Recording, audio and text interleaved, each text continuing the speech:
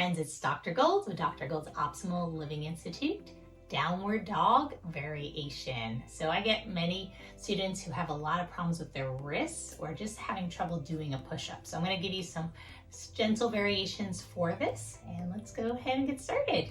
So you're going to come to table position, which means your hands are underneath your shoulders, knees in line with the hips. So you're creating a table.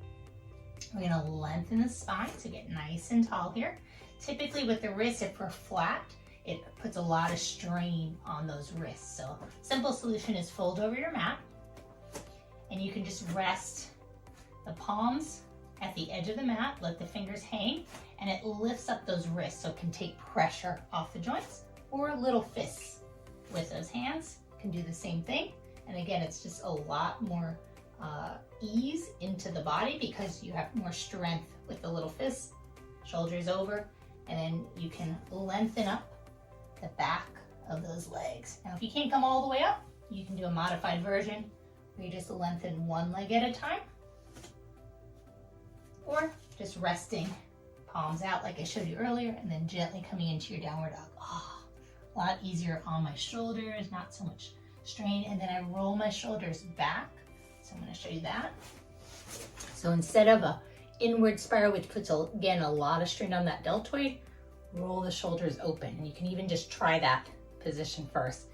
So you want to be more open, and then palms down. A little lift in the wrist takes the pressure off. You can even use a little towel underneath those wrists if you don't want to fold over your mat.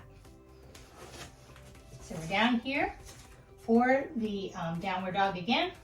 Lengthening up, and just let's walk our dog. You just bend one knee and then the other. Oh, that feels good. And then when they say Chaturanga, that's that push up. So what you can do is bring the knees down first. The chest comes right between the hands, elbows in. Again, if those elbows are flared, that puts a lot more strain on the shoulders. Elbows in, you come straight down. If you're not able to come straight down, not able to do a push up yet, inchworm it. So you can walk your knees back, shake that hiney, get a little funky here, and bring the belly down. And then roll the shoulders. You're in cobra here. Lengthen the chin, so reaching towards the back of the head. Lengthen the ears away from the shoulders. I'm opening up my chest. Again, lifting. I'm going to face you again so you can see what I'm doing. So I'm on my belly and I'm lifting up. So instead of rounding and crouching the shoulders, I lift up. So that lengthen, I'm engaging my core muscles so it builds strength. It also builds upper body strength in that neck and the shoulders so you feel better. Let's do this all together. So we accommodate those wrists, less pain in the wrists, and then roll the shoulders back, lengthen. Notice I'm sticking my tailbone out, relaxing that belly. Downward dog, so it's an upside down V. I'm walking my dog. Good. And then I can either do Chaturanga, the full push-up, if you're able to do a push-up, elbows in and coming straight down.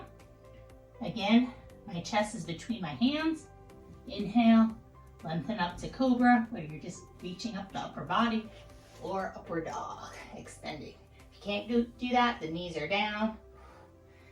You can always rest in child's pose. Forehead is down, hips reaching towards the heels. This is a great stretch for that low back. Oh, feels so good. It's Dr. Gold with Dr. Gold's Optimal Living Institute. Remember, do what you can do. Listen to your own body.